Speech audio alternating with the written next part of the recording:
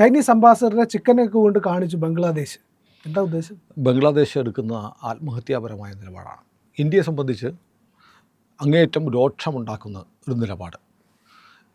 India ഏറ്റവും തന്ത്രപ്രധാനമായി കരുതുന്ന ഒരു പ്രദേശമാണ്. ഇന്ത്യയെ വടക്ക് കിഴക്കൻ സംസ്ഥാനങ്ങളുമായി നമ്മുടെ രാജ്യത്തെ ബന്ധിപ്പിക്കുന്ന 22 കിലോമീറ്റർ മാത്രം വീതിയുള്ള ചിക്കൻ നെക്ക്. അവിടെ വിദേശ ഇടപെടലുകൾ ഉണ്ടാവുന്നത് ഇന്ത്യയുടെ സുരക്ഷയ്ക്ക് ഭീഷണിയാണ്. പക്ഷേ ചൈന സർക്കാർ പ്രതിനിധിയായിട്ടുള്ള ചൈനയുടെ അംബാസഡർ യോ വെൻ ഇന്നലെ ഈ ചിക്കൻ നെക്ക് മേഖലയിൽ സന്ദർശനം നടത്തി.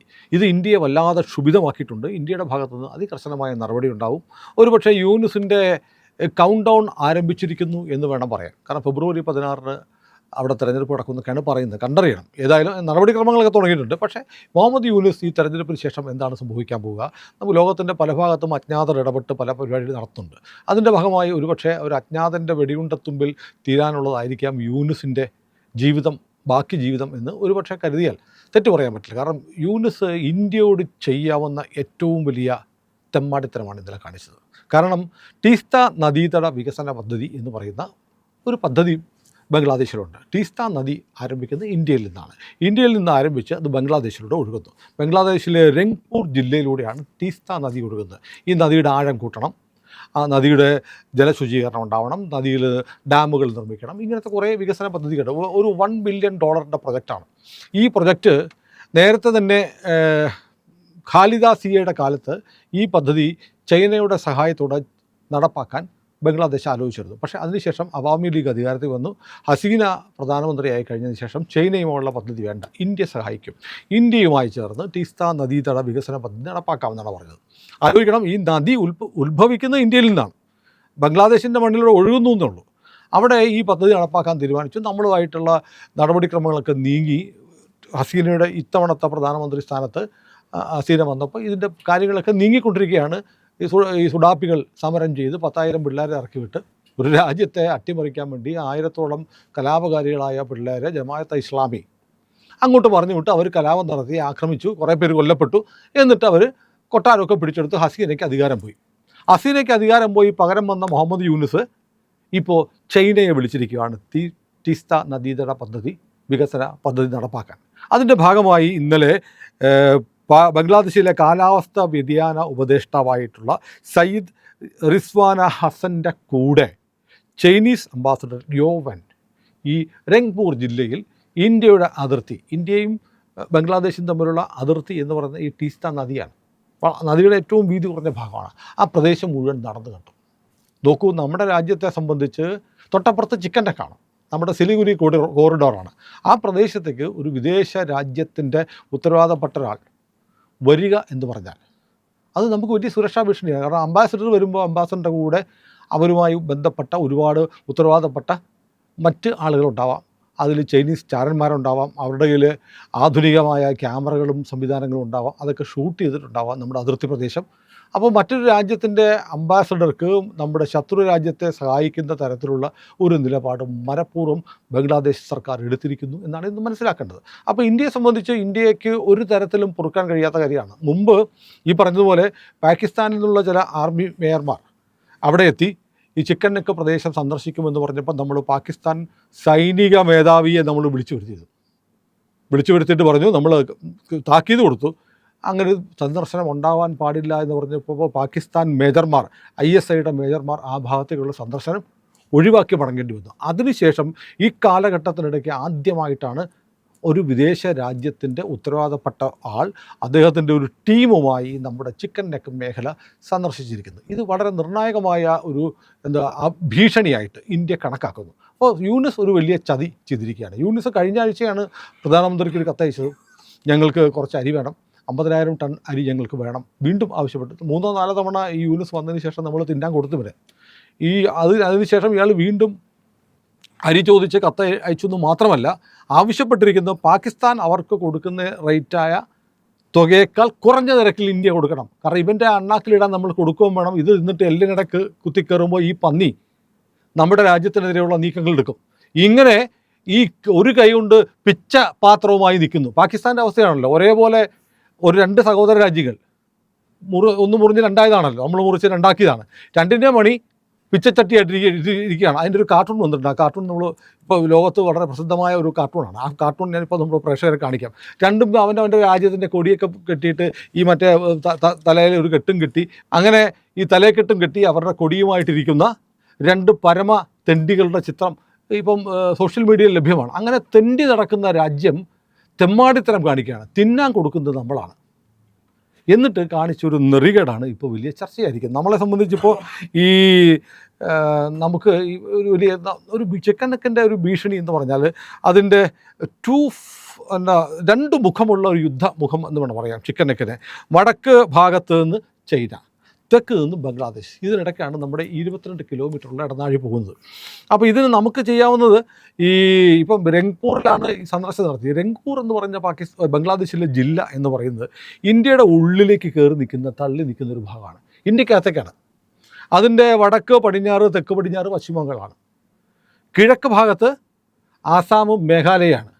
പിന്നെ ഉള്ളത് ഈ പറയുന്ന നദിയാണ്. നമ്മളവിടെ അങ്ങ് ബ്ലോക്ക് ചെയ്താൽ ഈ രംഗ്പൂർ എന്ന് പറയുന്ന ഈ ചൈനീസ് അംബാസഡർ സന്ദർശിച്ച ആ പ്രദേശം, ആ ജില്ല ഉൾപ്പെടെ ഇന്ത്യക്കകത്തിരിക്കുന്നു മാത്രമല്ല ബംഗ്ലാദേശിലെ ഏറ്റവും പ്രധാനപ്പെട്ട തുറമുഖമായ ചിറ്റഗോങ്ങും നമ്മുടെ കയ്യിലിരിക്കും. ഇതാണ് ഈ രംഗ്പൂർ ജില്ലയുടെ ഒരു പ്രത്യേകത. അപ്പോൾ ഇവർ ഈ ചിക്കൻ നെക്ക് എന്ന് പറഞ്ഞ് കയറി കളിച്ചുകൊണ്ടിരിക്കുകയാണ്. ചിക്കൻ നെക്ക് കാണിച്ചിട്ട് ഈ യൂനിസ് ചൈന ചെന്നിട്ട് പറഞ്ഞില്ലേ, നിങ്ങൾക്ക് കടലൊന്നുമില്ല, ഞങ്ങളുടെ കയ്യിലാണ് കടലുള്ളത് എന്തൊക്കെ പറഞ്ഞ് വേണ്ടി വന്നാൽ നമ്മുടെ വടക്ക് കിഴക്കൻ സംസ്ഥാനങ്ങളെ വേറും മുറിച്ച് കളയും. അങ്ങനെ പറഞ്ഞവനാണ് റിക്ഷായി പോകുമ്പോൾ രണ്ട് ആമ്പിള്ളേർ ബൈക്കേ വന്ന് തലയ്ക്കകത്ത് ഉണ്ട കെട്ടി ചത്തുപോയത്. ഹാദി തട്ടിപ്പോയത് അവിടുത്തെ വിഭജനവാദി നേതാവായിരുന്നു. അവനാ ഭീഷണിപ്പെടുത്തി, നിങ്ങളുടെ ചിക്കനൊക്കെ കട്ട് ചെയ്തിട്ട് നിങ്ങളുടെ 7 സംസ്ഥാനങ്ങളെ ഞങ്ങൾക്ക് മുറിച്ച് കളയുമെന്ന് പറഞ്ഞവൻ്റെ തല പോയി. പ്രസംഗിച്ച് നാവ് വായിലിടുന്നതിന് മുമ്പ് പോയി. അതാണ് യൂനിസ് ഇപ്പോൾ കളിച്ചുകൊണ്ടിരിക്കുന്ന കളി. ചിക്കൻ നെക്ക് കാണിച്ച് ഇന്ത്യയെ ഭീഷണിപ്പെടുത്തുക. അപ്പോൾ ഇയാൾ മനസ്സിലാക്കുന്നുണ്ടോ അതോ മനസ്സിലാവാഴികയാണോ അതോ ഇനി ചുമ്മാ പിപ്പിലി കാണിക്കുന്നതാണെന്ന് അറിയില്ല.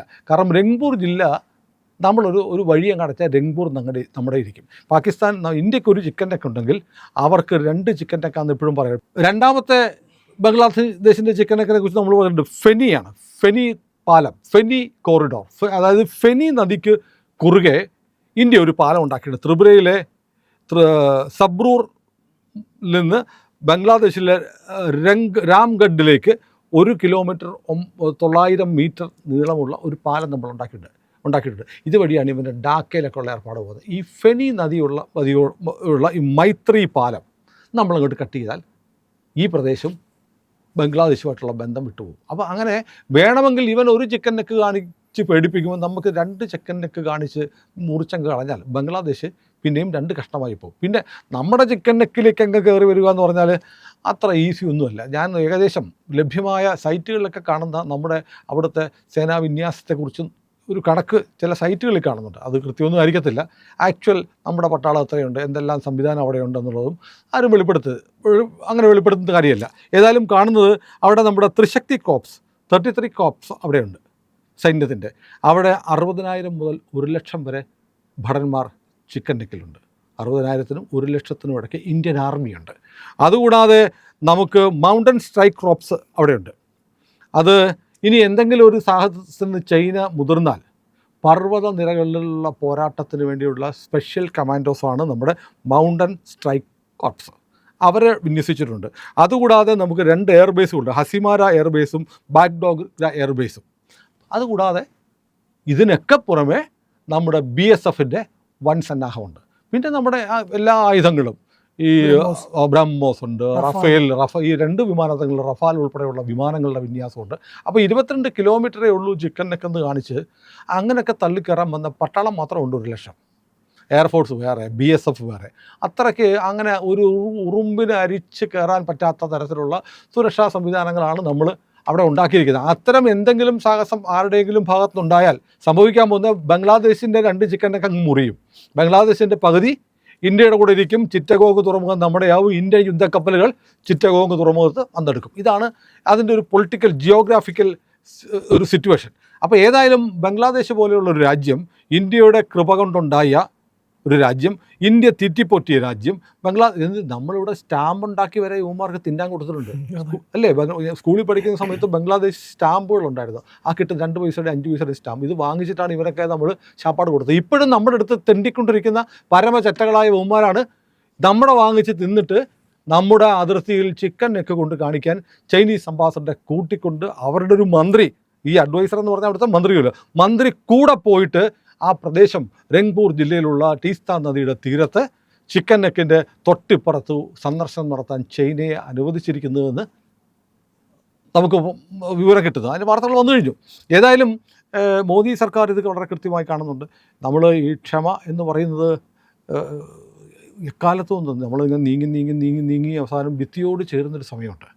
അപ്പോഴാണ് നമ്മൾ തിരിഞ്ഞു നിൽക്കുന്നത്. നമ്മൾ കഴിഞ്ഞ ദിവസം ഞാനൊരു വീഡിയോ ഉണ്ട് കേട്ടോ, പ്രിയ കണ്ടോന്ന് അറിയത്തില്ല. അതായത് 2 പേരൊരു തട്ടുകടയിലിരുന്ന് വെള്ളം കുടിക്കുകയാണ്. ഒരു വെളുത്ത ഷർട്ടുകാരനും ഒരു കറുത്ത ഷർട്ടുകാരനും. തൊട്ടപ്പുറത്ത് റോഡിൽ കുറച്ച് ചെറുപ്പക്കാർ നിൽക്കുന്നു. ഒരുത്തൻ ഇങ്ങനെ വെള്ളക്കുപ്പി തുറന്നപ്പോൾ ആ വെള്ളം തെറിച്ച് ഈ തട്ടുകടയിൽ നിന്ന് ഭക്ഷണം കഴിക്കുന്ന ആ നീല ഷർട്ടുകാരൻ്റെ ദേഹത്ത് വീണു. അയാൾ ഇതെന്താ കാണിച്ചതെന്നൊക്കെ ചോദിച്ചപ്പോൾ അവിടെ നിന്ന് 2-3 അമ്മമാർ ഇറങ്ങി എന്താണെന്നൊക്കെ ചോദിക്കുന്നു. അപ്പം എപ്പോഴും വെള്ള ഷർട്ടുകാരൻ അവിടെ നിന്ന് ഭക്ഷണം കഴിക്കുകയാണ്.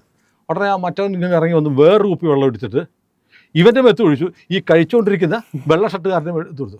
പുള്ളി എണീറ്റിട്ട് എന്താണെന്നൊക്കെ ചോദിച്ചു. ഉടനെ ഇവൻ ഈ ഒരു ചെറുപ്പക്കാരനാണ്, ജൻസിയാണ്, വന്നിട്ട് ഇയാളുടെ കഴുത്തിന് പിടിച്ച് ഞെക്കി തള്ളിക്കൊണ്ടൊക്കെ പോയി. പിന്നെ കാണുന്ന സീൻ, ഇവനെ പുള്ളി തൂക്കിയെടുത്ത് ആ ഗ്രാഫൈറ്റിൻ്റെ മേശയിലിട്ട് അടിക്കുന്നു.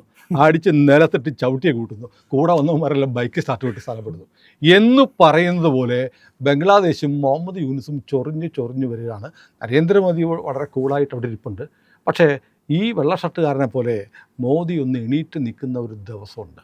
അന്ന് യൂനുസിനെ തറയിൽ വാരി നിലത്തടിക്കുമ്പോൾ കൂടെ നിൽക്കുന്ന പാകിസ്ഥാനികളും ചൈനക്കാരും ഒക്കെ ബൈക്ക് വിട്ട് സ്ഥലം വിടും. ഇതാണ് സംഭവിക്കാൻ പോകുന്നത്.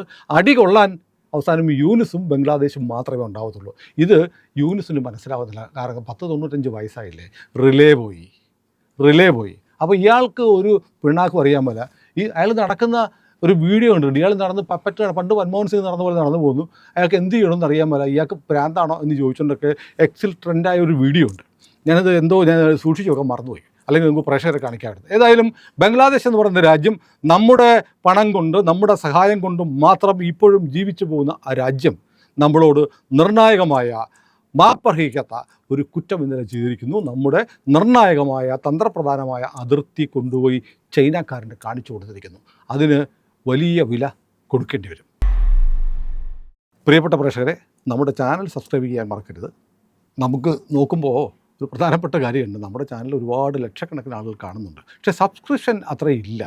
നമ്മുടെ ചാനൽ കാണുന്നതിൻ്റെ 4-1 ആളുകളെ ചാനൽ സബ്സ്ക്രൈബ് ചെയ്തിട്ടുള്ളൂ. അതിനുവേണ്ടി പ്രത്യേകിച്ചൊന്നും ചെയ്യേണ്ട. നമ്മുടെ ലോഗോ ഉണ്ടല്ലോ, IND എന്ന് പറയുന്ന ലോഗോയിൽ ഒന്ന് വിരലമർത്തിയാൽ ചാനലിൻ്റെ പേജ് ഓപ്പണായി വരും. അവിടെ ഒരു സബ്സ്ക്രൈബ് എന്നുള്ള ഒരു നീല ബാറുണ്ട്. അതിലൊന്ന് വിരൽ തൊട്ടിപ്പുറത്തുള്ള ആ ബെൽ ഐക്കൺ കൂടി ഒന്ന് അമർത്തിയാൽ മതി. അങ്ങനെ ഞങ്ങളെ ഒന്ന് സഹായിക്കണം.